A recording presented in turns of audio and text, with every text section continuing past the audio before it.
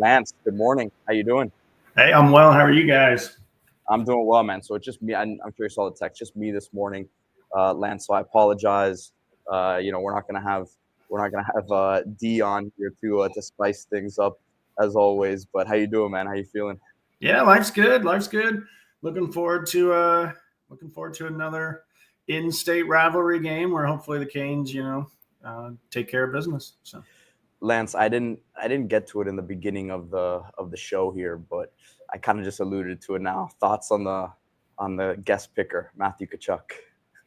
yeah, that was an interesting one, right? I don't really know what kind of ties he has to the U. Really, I know he's a Florida hockey player and all that, but I would have chosen some other options if given the choice, but whatever. At this point, all that stuff's just performative at this point. So Yeah, just to for the record on here, from what I understand, there were some other people that were probably ahead in the pecking order that weren't readily available this weekend. So unfortunately, I think that had something to do with it. Is looks like Lance. There we go. We got Lance back, but Lance. USF last week. Obviously, it's way behind us now at this point, but you posted your article, the Upon Further Review, on CanesInSight. Guys, go check it out. Lance does these every week. It's really a film breakdown from the week before, and always does a great job putting things in perspective. And Lance, it's interesting because you texted D and I earlier this week, and you said, "Hey, this was a C performance for Miami," and they still went out there and got the job done pretty easily.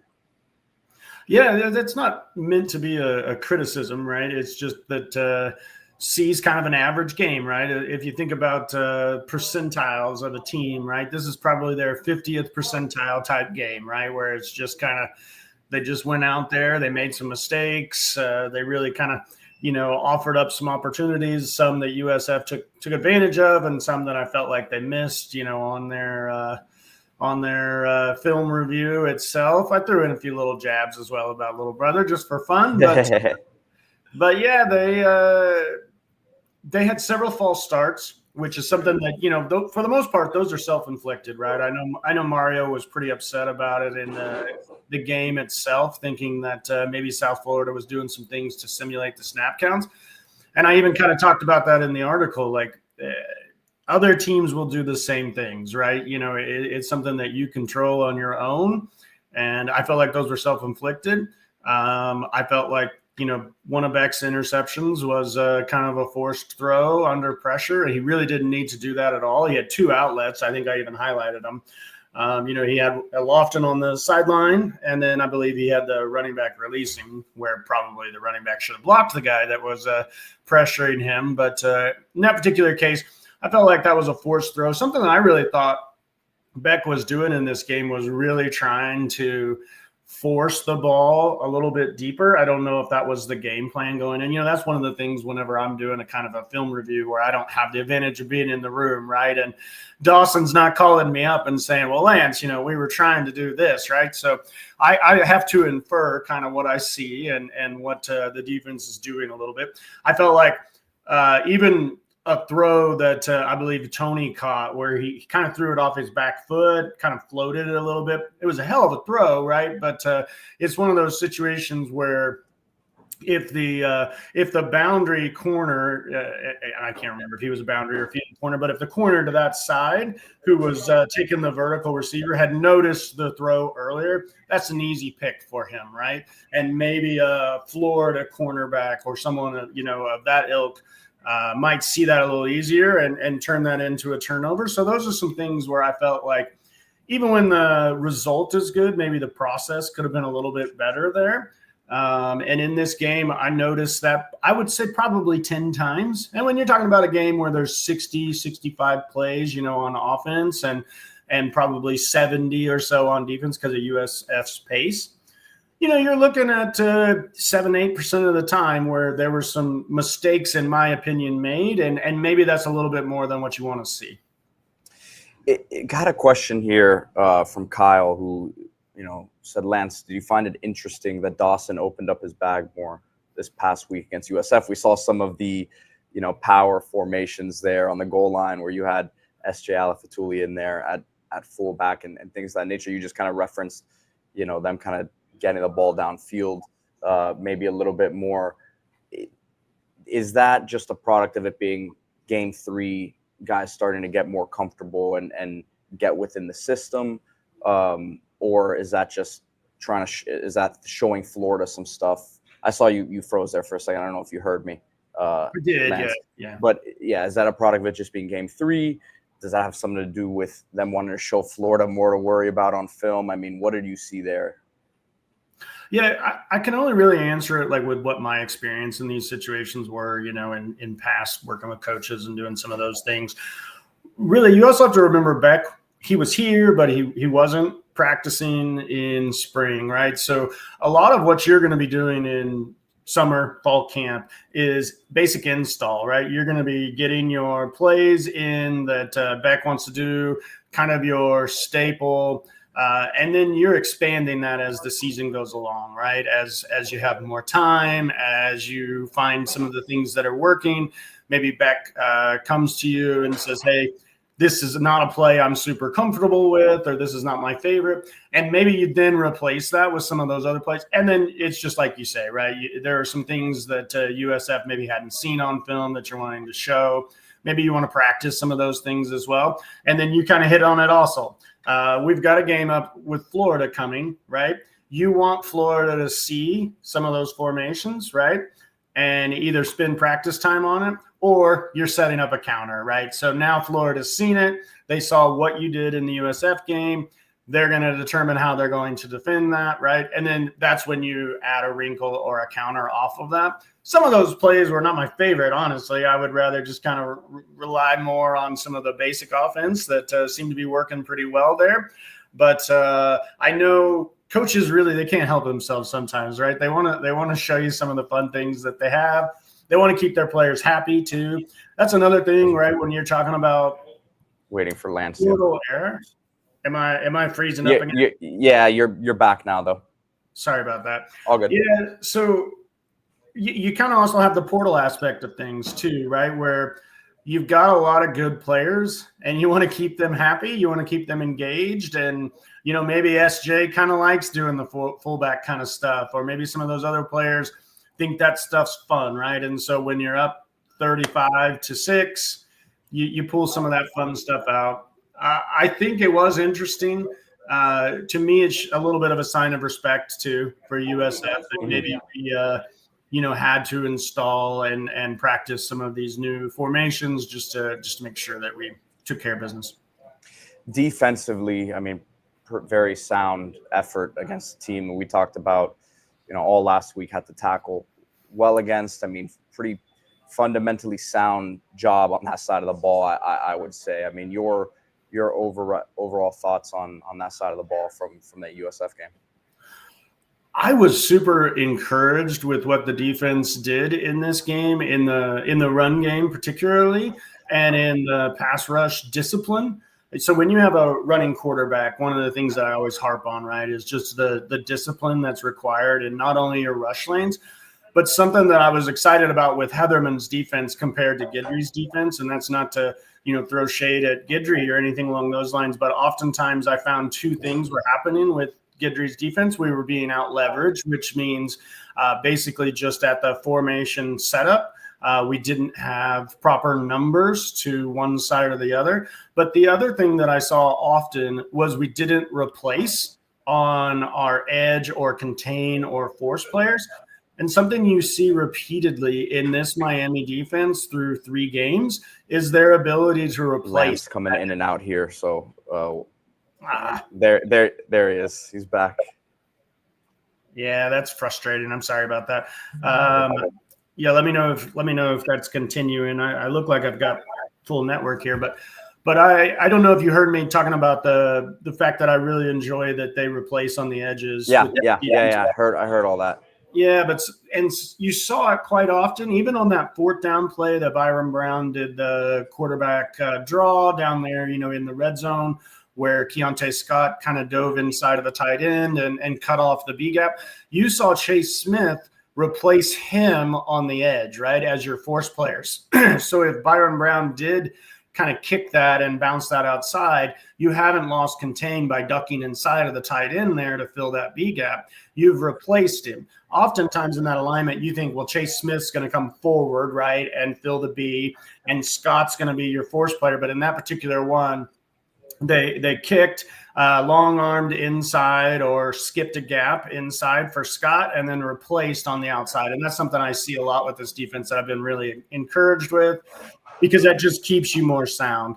Where there are some opportunities, I felt like, was in the explosive pass game.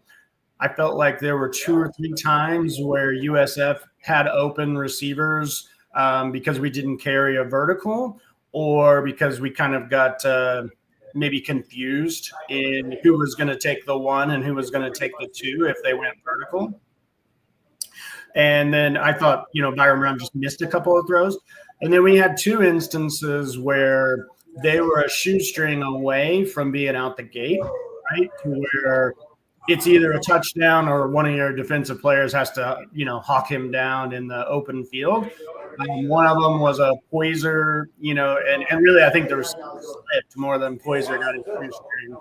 And then another one was the one where I kind of criticized Keontae Scott just a little bit for his effort on the play, where he kind of stood and watched a little bit. That receiver almost spun out of that tackle, and if he does, it's a foot race for a touchdown. So some of those things I felt like could be cleaned up a little bit, but the defense overall was quite encouraging to me. Guys, I appreciate it in the comments. So it's apparently on my end, Lance. So I'm going to just let you keep talking if it seems like it's freezing up, because it's only happening on my end. There's no issues for anyone else. So looking at UF here, I mean, yes, not the start that their fans would have hoped for. I think it's really the USF game more than anything, and then the way that Lagway looked last week, because if you just look at, the score of that game, it wouldn't have been the end of the world. But there's obviously some deep issues offensively for them. Defensively, losing Caleb Banks, really a huge loss for them. I think he changes how their defense looks. But from what you've watched with the Gators, Lance, we'll start offensively with them. Yes, they've struggled, but where is the threat there? Understanding still that they have some playmakers on the outside, and Lagway does have the big play ability in his body. We haven't seen necessarily this year, but where would you? I guess don't give too much away, because I don't want you giving them the secrets. But if you were UF, where would you, I guess, try to attack Miami defensively? Yeah, I kind of talked a little bit about it earlier, right? I'd really be trying to stretch Miami vertically and trying to hit some of those explosives, especially on plays where you have maybe a little bit of a scramble drill with the quarterback. I have felt personally that Lagway either looks injured or sluggish in other ways, where maybe his body's not right. Last year, I saw his ability to make, some of those scramble plays and hit explosive plays downfield quite a bit more than what you've seen thus far. But the fact that we've seen it from him before tells us it's in there, right? And I think if you get one of those games where just a couple of those plays come together, it can really change things. You and I and Danny, we were kind of texting back and forth a little bit, and I just talked about the fact that, absolutely, Miami's the better team, right? But there's variance involved in all of these games, right? And if Florida gets a 90th percentile type game and Miami gets a 30th percentile type game, their 90th can beat our 30th, right? If we both play a 50th percentile, we're going to win. And I say we, I'm talking about Miami, is going to win. I don't play for them. But that's really the way that I'm looking at things. I'm looking at that explosive element. And then the other thing, of course, is to lean on the run game to stay ahead of the chains. I felt like Florida had really gotten themselves into a lot of those 3rd and 8 type situations to where you're a little more limited in your offense. But if you get to 3rd and 4, 3rd and 3, or even avoid them, right? The best third down is the one you avoid, and hit some of that run game with those explosives. Now you've really changed the course of the game. And last year, that's what you saw when Lagway was really playing well, was they were able to stay ahead of the chains with the run game early, and they hit explosives whenever they would get into some of those scramble drill type situations. You haven't seen that this year with them much. And some of that could be, like I say, something going on with Lagway, and some of that could just be, LSU is a heck of a team on the road, right? And for Florida, I really felt like they were the better team than USF. I felt like if you played that game 10 times, Florida probably wins it 8. And that's that variance I'm talking about, where USF just found a way, right, with, 5 or 6 field goals in that game to win. Whereas Florida, they really got bogged down in the red zone. A lot of that is when you get into the red zone, it gets so compressed, right? You need your quarterback to make quick decisions. And I've really felt like Lagway has been slow to process when I've watched him. I don't feel like he's making those quick decisions. And when the windows get compressed and you just have less of a space to operate, he's struggled in those situations. So you really want to continue to see that. You want to see him continue to struggle in the red zone, to where they're kicking field goals rather than touchdowns. You limit the explosives, and I feel like Miami has a large edge, but Florida has some talent. Yeah, and look at this. I had to jump in. I see the empty seat. It's so sad seeing that empty seat there at Duffy's. I'll be there in down the right. We're done here. I'm heading straight there. What's up, Lance? How we doing? I'm well. How are you? Excellent, man. I had some donuts with dudes for my kids' school. So I had 3 at the same school. So I had to do one, back to back to back. So I wasn't able to go down to Duffy's. I'll be out there right after this, and then through the afternoon into the night probably. I'll be out there at Duffy's. So if you go to Duffy's anytime after the show, you'll see me. Pete stays there. So hold on before you hop in here. Right before you got in here, I was about to ask Lance the most important question I'm asking everyone this week. Your thoughts on Jaden Baugh as a player, Lance? Yeah, I think Danny probably undersells him just a little bit. I think he's probably a little bit better than the way maybe Danny. I think he described him as our 3rd best back, I believe is what he said, and maybe even 4th. I like our running backs as well. Don't get me wrong, but I tend to separate a college performer from an NFL potential. So when you're talking about somebody's talent, right, you're probably looking at where they project into the NFL. Ball's probably more like a 5th round, 6th round type running back for that level. But at the college level, I believe that he's got the strength to kind of fall forward at the college level and really gets maybe 2 yards more than what the run is blocked for. And then I think he's got just enough speed to hit some of those explosives. I mean, when you're averaging 6 yards a carry as an SEC player, you're probably doing something right. So I would take Jaden Baugh on my team. I think he would compete to start for Miami. I don't know that he would win it, but that's what I think of him.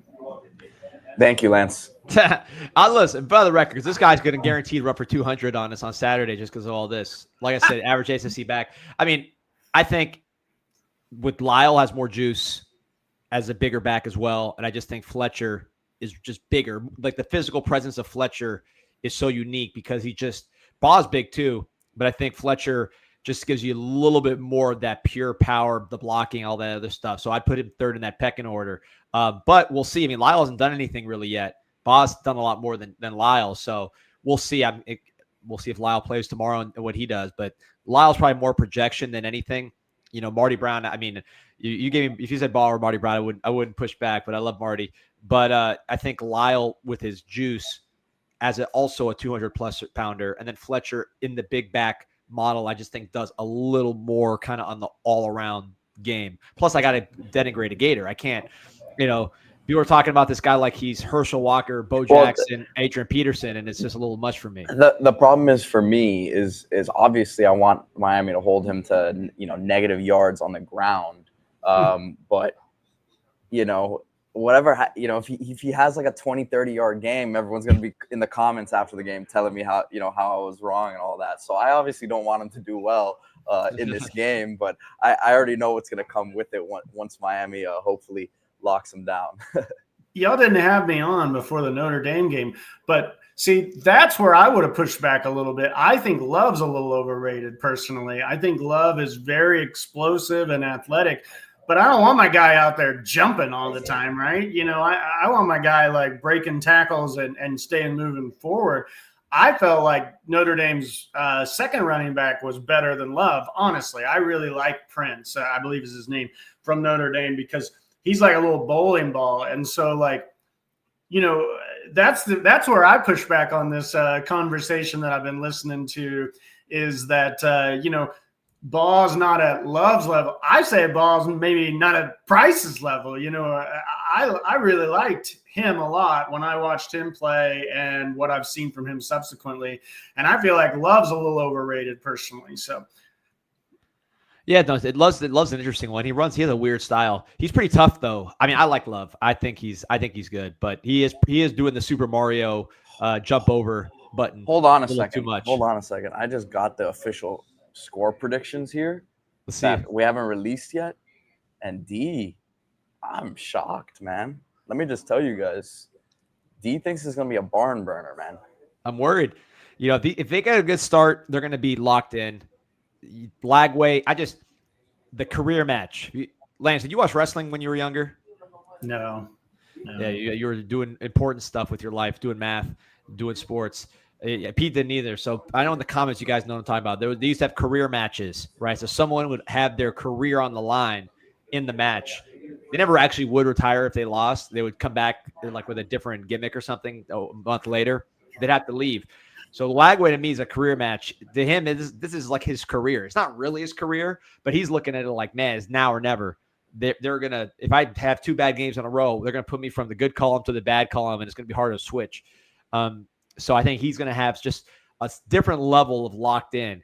And I think he has it in him to actually execute and lock in and make. And if I'm the Gators, Lance, tell me what you think about this. I mean, I am bombing away. I don't understand why. I know some of this what the defense is dictating to them, but why is Lagway playing the game like, a dink and dunker? That's not his strength whatsoever. Yeah, we kind of actually touched on that a little bit before you jumped on the call. That's the way that I would attack Miami if I were, Lagway and Florida in this game. And I did kind of touch on the fact that last year you saw his ability, in those scramble drills and maybe some of those off script plays to really be able to attack you vertically. This year, it looks like he's trying to process or trying to show, maybe that he can play a different style as well. And he just looks like he's thinking rather than, just playing the game as an athlete and doing those kinds of things. I absolutely agree that, when you get some of these proud football players, and athletes and things like that, and you kind of tell them that they suck for, 2 weeks and they hear about how great the team you're getting ready to play is, that a lot of times you see some outcomes that are maybe a little different than what you want. And some of those games can be a little bit different. Every game is different, right? There's all kinds of outcomes for each play that can happen. You hear about game of inches and things like that. And if one of those goes the other way in some of these games where they didn't look good, the whole thing changes and maybe you get that inch to go against you in these kinds of games and things like that. So yeah, I wholeheartedly agree. But I want to circle back just real quick, Danny. Do you know that wrestling is scripted? That they say these things ahead of time, right? So hey, Lance, did you watch the musical Hamilton? I've seen Hamilton, yes. You know that in the Constitutional Convention, they weren't breaking out into battle raps, right? That's not how that whole thing went down.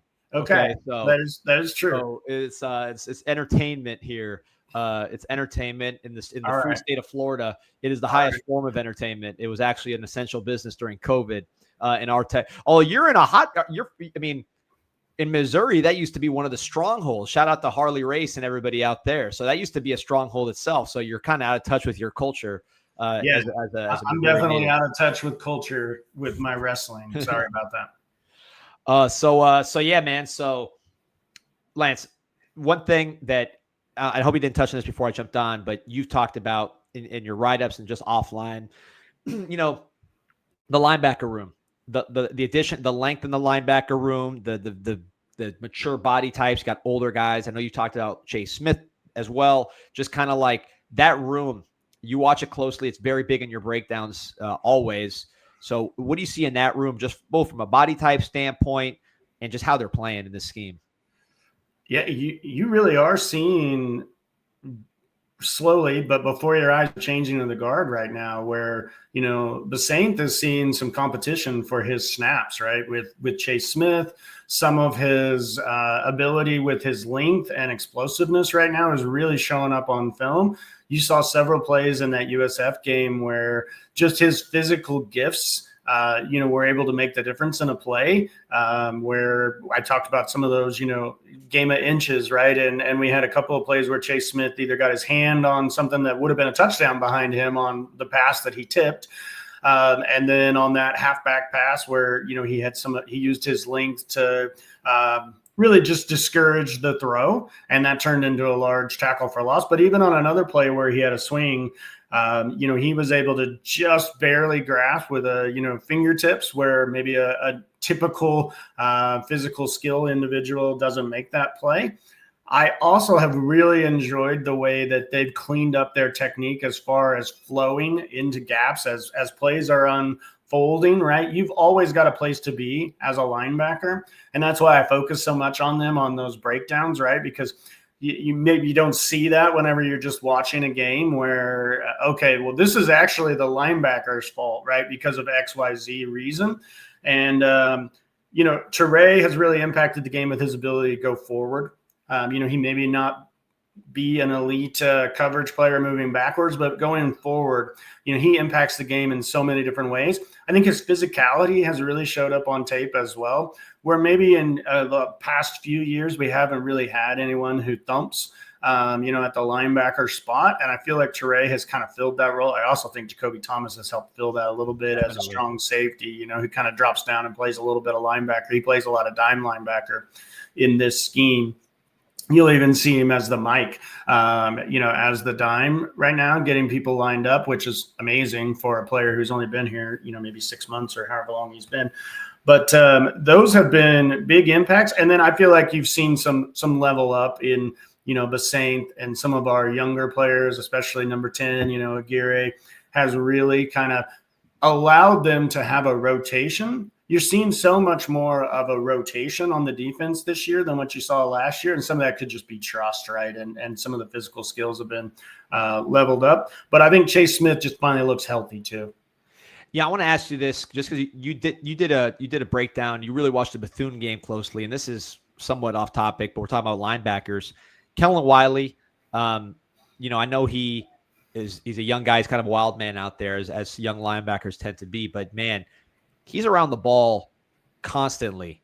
And when we see like linebackers, it's kind of like running back. It's one of those positions where I think we overrate development. And like the first impression with those guys typically is a pretty important one. At least from what I've seen with some of the good linebackers we've had, they didn't take too long to bake. They got better, but they were kind of always around the ball from day one.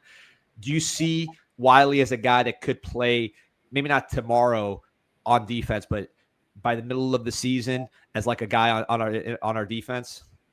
I think something we've talked about in the past really is like with the wide receivers, right? It's so much more of a nuanced position and instincts position. And if a wide receiver doesn't produce in high school, you don't see them become stars at the college level very often. And same with college, if they don't produce, they're not typically going to be an NFL star. It's happened, but it's rare, right?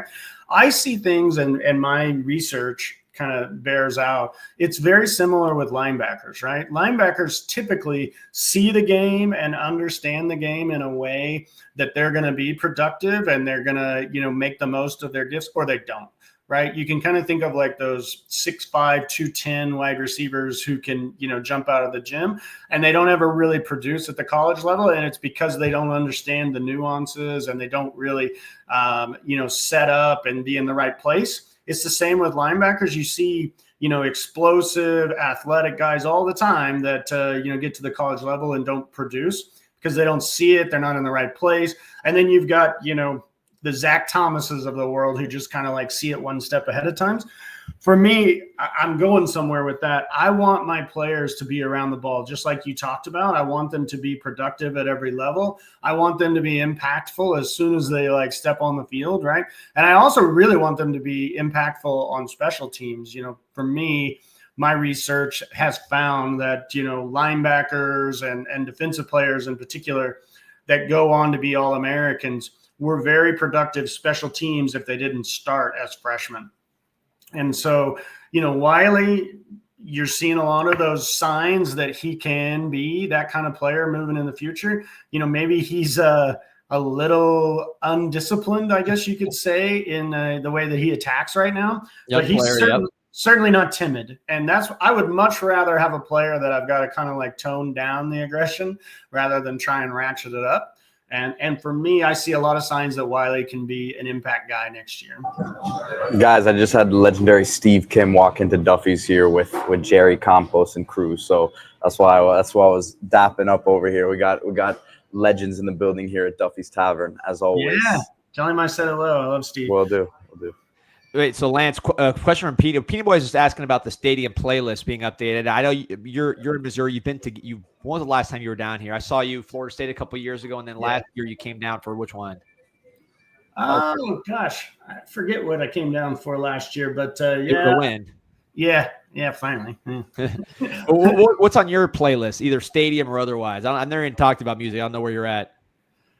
You know what? You really put me on the spot there. I don't know that I have anything on my plot. I just want something that I can dance to and feel good to. You know what I mean? Like if it's got a vibe and it's got a beat, I'm cool. I love energy, so I can get down with just about anything as long as it's got kind of good vibes to it. Anytime anyone's doing their job and doing the best they can, I don't want to run them down. You know what I mean? What a class act. Is it definitely my style? Maybe not, but he's doing his best, and anything that can make me move and get me dancing a little bit, I'm going to be all right with.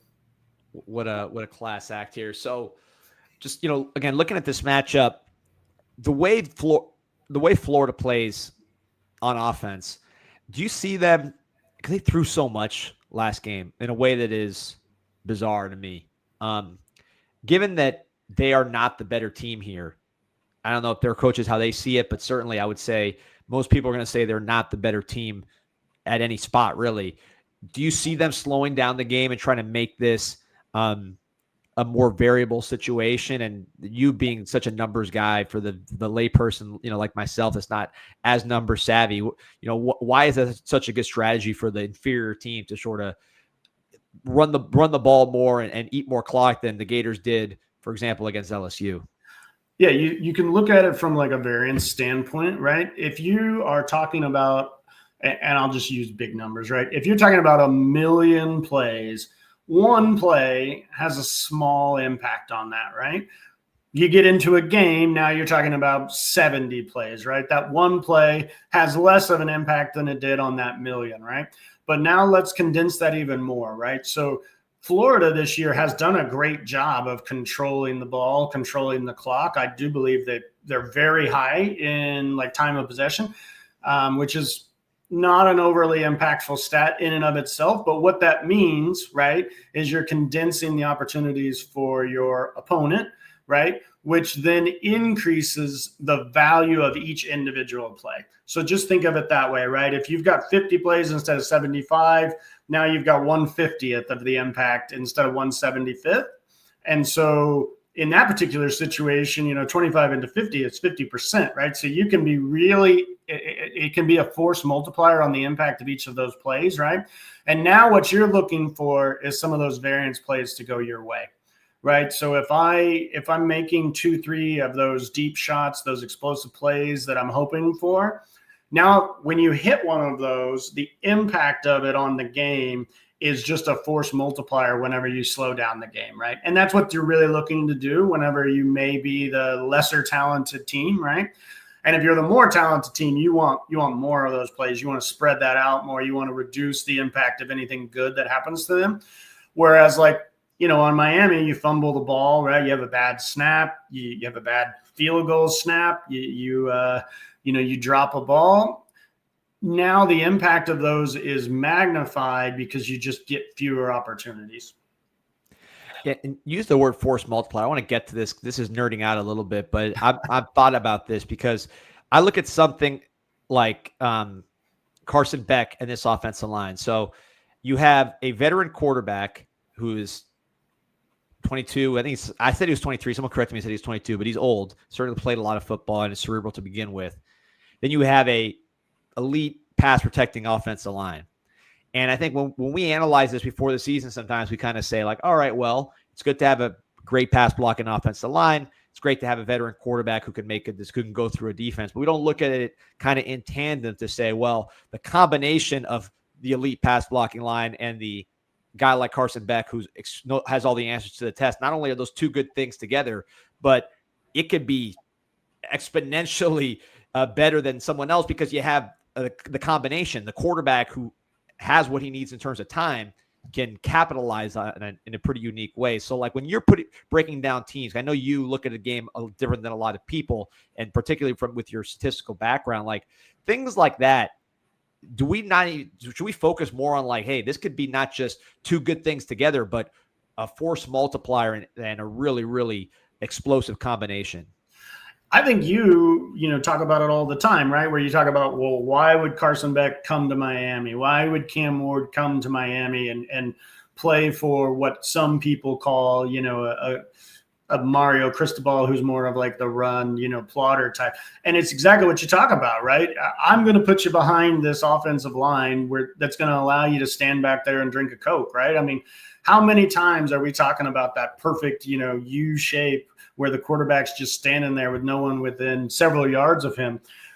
If you're a pocket passer who has the ability to read a defense like you're talking about, the numbers that you can put up that then are going to translate into your draft spot are just really, as you say, a force multiplier, right? You just have the ability to go from, a 0.1 EPA per pass play type quarterback to 0.2.5, 0.3, start looking at those Joe Burrow senior year type seasons where you go from, a second round pick to number one overall type pick. And that's exactly what Carson Beck has the opportunity to do this year. He doesn't have a Justin Jefferson maybe, but, he's definitely got, weapons that I think are more explosive and are more productive than maybe you would have thought in August. It's funny because you got a TBD, right, who is like a rhythm quarterback. He likes to, see it and throw it. And you put him behind the great offensive line, and it really actually didn't make a big difference. He didn't like he had just as much time as these other guys with his offensive line. TBD did in 2023, and it didn't matter because for him, he wants to just see it and throw. And it was more the system than the offensive line for him. So it's just interesting from a team organization standpoint, putting it all together. That like it's not just 1+1. There's combinations to this thing. But I had a question. Well, I had a comment. I don't know if you caught this earlier this week, Lance, but Dawson, when he was doing his press conference, he made a couple comments that you can tell he reads the comments online or hears the things that the fans say. Because first he said, hey, because we have this comment here from Ralph asking why he doesn't use the tight ends. He went out of his way to say, look, there was 5 or 6 plays in particular. They were the primary target. They could have gotten the ball. The play was called for them, and the ball just didn't go to them. So you could tell he was like going out of his way to be like, hey, there was a bunch of plays I called for the tight end specifically. It didn't, work out. But that, and then the fact that he was talking about, hey, you guys say I only call the inside runs, and we were running it to the outside with Carson. So, I mean, did you see that with the tight ends? Like, do you see them trying to actively get them involved and they just didn't get the ball, or anything you saw there? Yeah, they definitely were making more of an effort to involve them either as a mesh read, which is just kind of a staple play in air raid. If you think of like, it's basically just 2 crossers that are going opposite directions who are trying to create kind of a natural pick and confusion. If you got man, you're trying to create that natural pick. If you've got zone under, you're trying to create the confusion, right? How far do I carry him before I pass him off to the next? Things along those lines. I think our first touchdown was off of mesh where we threw it to the running back, I believe, who was coming across. And the other read in that was a tight end, right? So if he had chosen, he could have gone to the tight end, right? Or if, let's say the coverage releases him like they did the running back in this particular play, the touchdown probably goes to a tight end there instead of to, Brown, who I believe is who caught that. Always call me out if I get that wrong because I do a lot of these off memory, but I do believe it was to Brown off mesh that, got one of their touchdown passes. I think the other thing that comes with that, and I just try and be honest and call it the way I see it. The tight ends haven't played overly great this year, right? They haven't played as well as they played last year. I felt like, you earn your targets through, your blocking, your consistency, being where you're supposed to be. On one of Beck's interceptions, I highlighted Lofton's wide open on the sideline, right? If you dump it off to him, you probably got 8 to 10 yards on that play. He just didn't, Beck wanted to push it further down, right? And a guy made a heck of a play on it. I mean, the interception that the USF guy made was very good. It was not like a last night with Tua throwing it right to the linebacker, to break everybody's hearts, right? This was an actual awesome play that the USF guy made on that, and he was pressured, right? So I think you've got a couple of things at play there. The tight ends have not played as well as they played last year. I think Beck is making a concerted effort to push the ball more downfield than what these tight ends are currently being asked to do, where they're being asked to be more in the intermediate targets. And Elijah Arroyo is not somebody who comes around every year as a tight end for you. His explosive ability, his vertical ability as a tight end is rare and not something that I really see with the individuals on this team. I think Lofton's more of your run after the catch, more type H-back type. I think Bauman's more of your red zone, high point the ball or, kind of sneak out types. And then you got 2 true freshmen, right? You're just trying to find their way. And I think both of them are talented, but I don't think they're quite ready yet. And neither one of them have shown to be that vertical seam threat that Arroyo was. So I think you've kind of got like a whole lot of ingredients that are coming together to hold them down just a little bit. And I think that it would be a larger criticism if we didn't have wide receivers who are balling out and making plays, right? It's hard to critique Beck for, hitting a 30-yard explosive rather than hitting the 9-yard tight end stick route, right? So. Question from Lord Baconton here, or he's talking about a comment, but I want to ask you about it. He says, I respect Florida's defense, but the toughest D-line Miami will see is its own. Iron sharpens iron every time. I agree with that. But just Florida's defense in general, Lance, the stats have been good. Caleb Banks is somebody that, I wasn't impressed with him when we played him. I heard some off the field stuff. He was just kind of like, one of these guys you have to motivate. But he certainly looked good against LSU last week. Not going to be there this week. When you look at Florida's defense, the production's been pretty good. I don't know the underlying stats are that good, actually, when you actually look at like their pass rush and some of their yards per carry against this stuff, but they're not allowing touchdowns.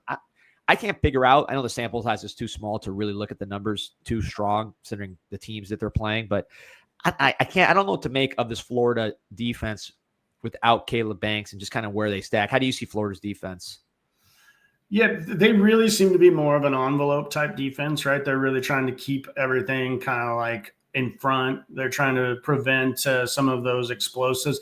With USF in particular, that's always got to be kind of the thing that you're trying to, you're trying to contain their run game and prevent their explosives, right? Because that's their whole offense, right? They space you out, they run the horizontal screen game, and they run their power run with their quarterback run game, and then they hit you with explosives. That's like their whole offense. So whenever you play that offense, you're gonna run a little bit different of a defense. And then LSU's offense has been pretty putrid this year, quite honestly. And the way that I see Florida in particular is I see them more of a pinch defense who wants to, control the run game and prevent the explosives. And that's exactly what you're really seeing whenever you analyze their data, right? They pinch you in the red zone. They've done a great job of preventing you from getting into the end zone whenever you do get there. They do give up some yards between the 20s, but they really want to shut you down once you get into the red zone. I don't believe that they really have that athleticism on the edge to just like kind of just line up and beat you, as far as pressure goes. So I think they've tried to manufacture pressure just a little bit with either some mug fronts or some nickel blitzes, like from your either corner or safety off the nickel, and trying to insert him into the pressure package as well.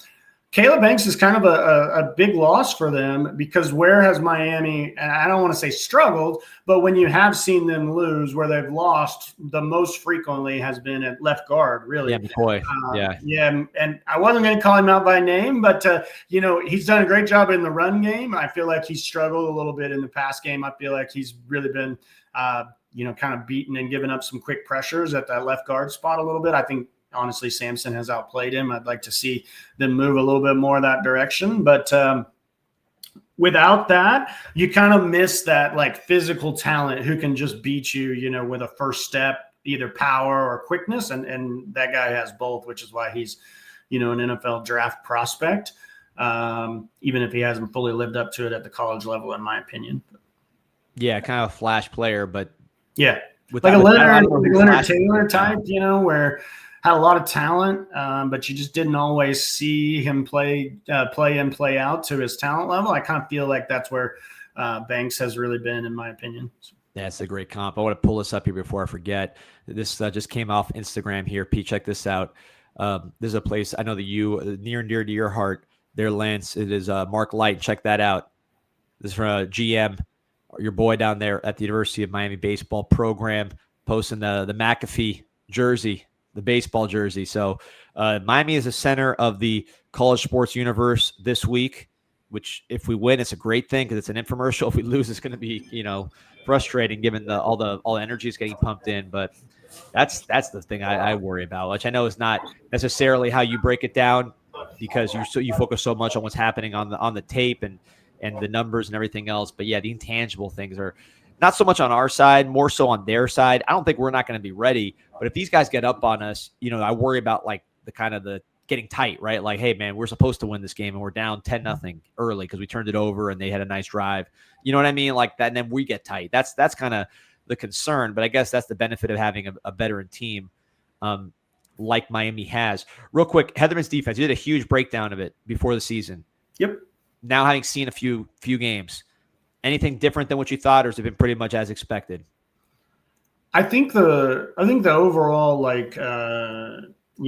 foundation of it has been what you would expect. I do believe they've been more 4 down than I expected, right? I even think I called out, Mario before the season saying, well, this is more of a 3 down with a stand. They've been primarily a 4 down front. They've just used the same techniques, a lot of the same Roscoe techniques, rush outside, contain, a lot of the same creepers opposite the running back. They've inserted the nickel into the fit. They've, inserted the nickel into a 5-man pressure. They've dropped, your low safety into the run fit, especially with Jacoby Thomas, who, like I say, has played a lot of dime linebacker. So they've done a lot of the things that I expected. I do think they've probably played a lot more man press than, they played at Minnesota, maybe because they just have a little more talent on the outside, though Minnesota had 2 NFL cornerbacks on last year's team. One of them's a practice squad guy, but the other one was like a 3rd-round pick, Justin Wally. So they did have talent on that Minnesota secondary. And then, they had the safety, the Kai something who, will probably be an NFL guy here in a few years. So they have talent on that team. But I think they're playing a little bit more press with the jam than I anticipated in film study. But overall, I think the mechanics of it have been about what you would have expected, and I think the results have matched. Yeah, it's definitely fun to watch, see these guys get after it, and just the way they play. I mean, it's like I hate saying stuff like this because it sounds so superficial, but just the way it sounds. I mean, we had no tone setters on defense last year at all. That's how it felt, especially with Bain out. It's just we did not have that physical presence. And then bringing Jacoby Thomas in, who you mentioned playing some dime, also playing safety, that hit on Barry. And you highlighted that in your breakdown, if I recall. Just let's got to pull that up because that was a great shot. You were so dead on when you broke it down and under further review or upon further review. where you showed. Let me just pull up your article here, where you showed a hit. He could have easily gotten a targeting on that play. Yep. And really changed the momentum. And the guy made the pass anyways, but I think getting tackled like that on a clean hit, here, I got it right here, that took him out a little bit. I don't know if he was the same after that play, not because he was concussed or anything. He got the wind taken right out of him right there. Yeah, I think that's one of the things, right? That, and I even say it there, those hits add up over the course of a game, right? I think that's something that you do a great job of highlighting in these pods a lot of times, is just talking about, the tone setters and the physicality and really being what you're trying to do with that is just establish that this is the type of hit you're going to get every time. You might complete the pass, and he actually did complete that pass. As a heck of a throw. I'll give him lots of credit for that. But if you are continuing to clean hit, have that physicality on the offensive line, if you're always looking for work and you're destroying the defensive tackle's ribs, things like that, right? We're humans. After that's happened 2-3 times, we start to think about that happening that fourth time, that fifth time. And what happens then is, maybe I'm an inch off, maybe I'm 2 inches late now. And that's the difference between those plays, right? And if you look at the 80s and the 90s and the early 2000s, those Canes teams, yes, they were known for being brash, and yes, people, love to hate them, but they were also known for their physicality. Every single one of those teams, they did not back down from a fight, and they did not back down from physicality.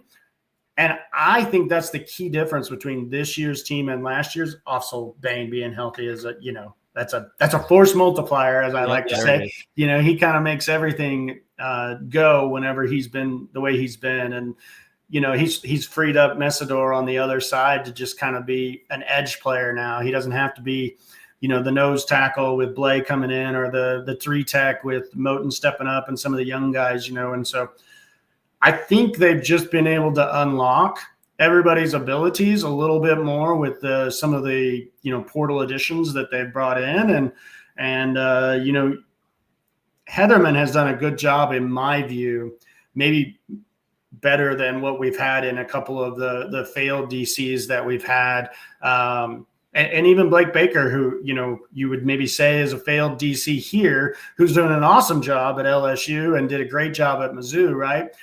I think the difference was he just really struggled to find some of those pieces to make a cohesive unit defensively, and rather than a bunch of good individual pieces. And I think the way that the secondary and some of these pieces that they brought in late fit the defense just frees everyone else up to do the role that they should have been done. Love it. Here, go ahead, Pete. So Lord Baconton asking, as of now, would you say Miami is a top 5 receiving core in college football? I wouldn't say that. I mean, there's some really good ones. They got some work to do. I would say off the top of my head, obviously Ohio State. You put them right there at the top. Auburn, even though their passing game is not at that level, Singleton and Coleman, those are some pretty talented guys, and they got some depth. Texas A&M, they're playing pretty good. Texas A&M's got 2 dudes out there that are, just ballers. I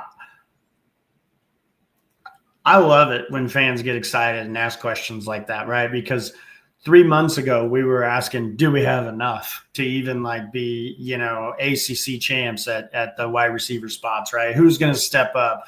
What are we going to do to replace all these players? And now we're asking if we got top 5. So I love that, I love that. But right now, what I would say is that offensive wide receiver room is further ahead than I expected. I would now say they're good enough, to compete for championships. They're good enough to compete in the playoffs. And I feel like, they got a chance to be upper echelon, and that's about as far as I would go.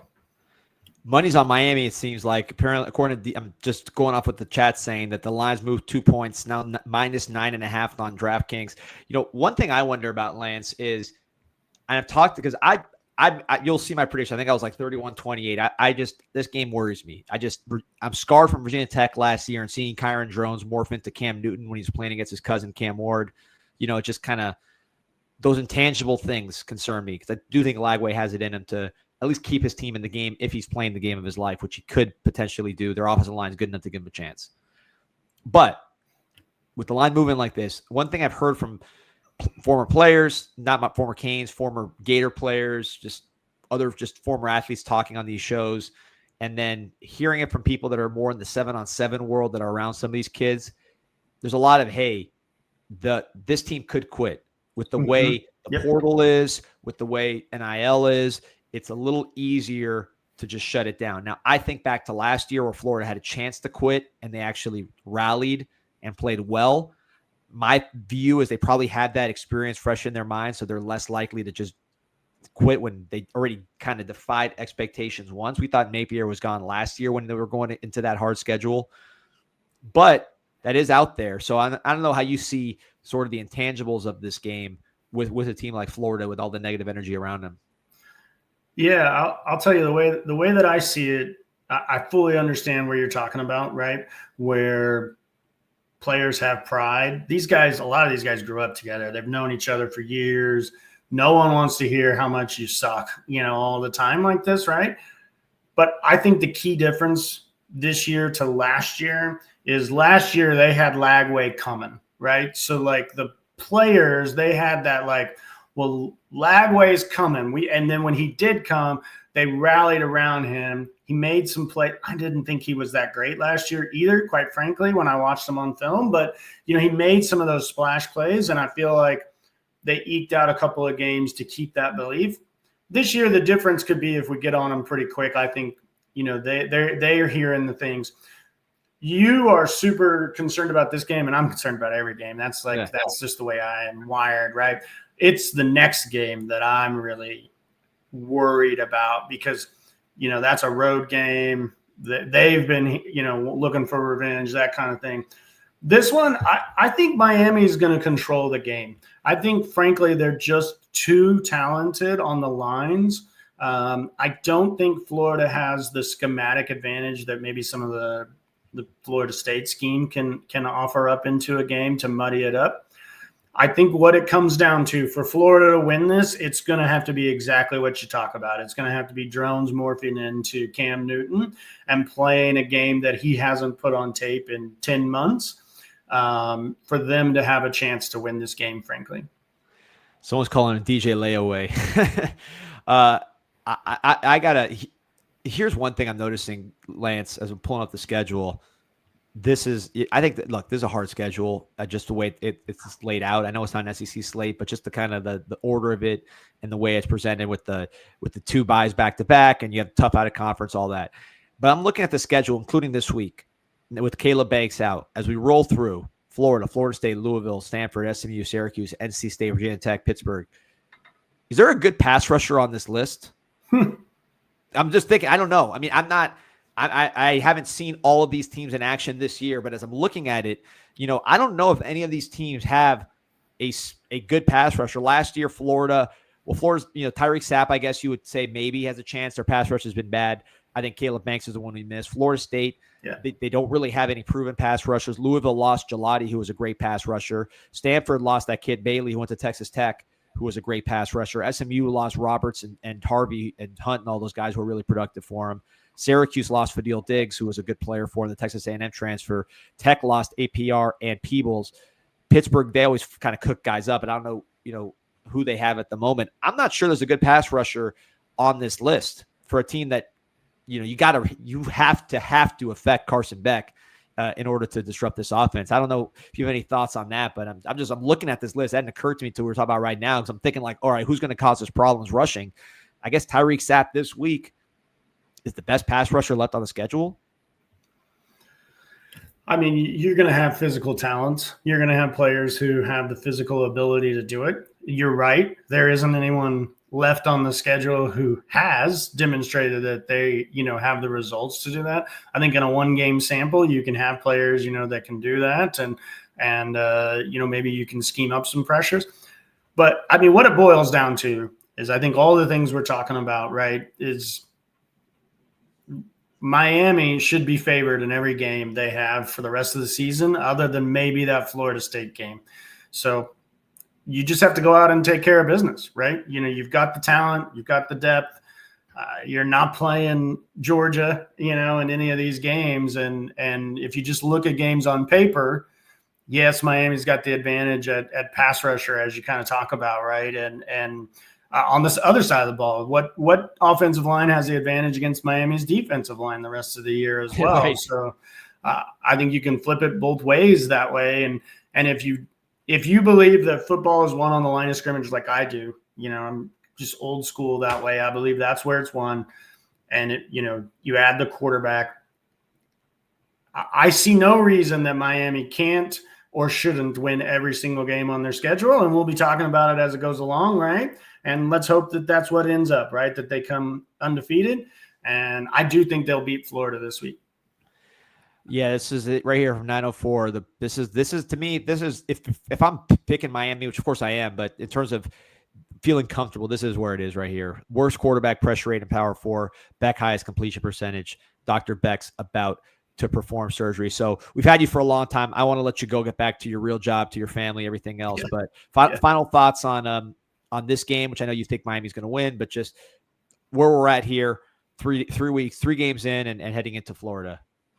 Yeah, I think this is another chance to make a statement, right? You've got game day, you've got a night game at the Rock, you've got Florida.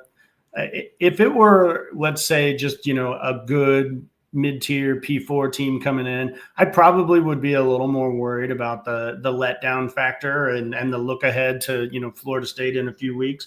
But this is Florida, guys.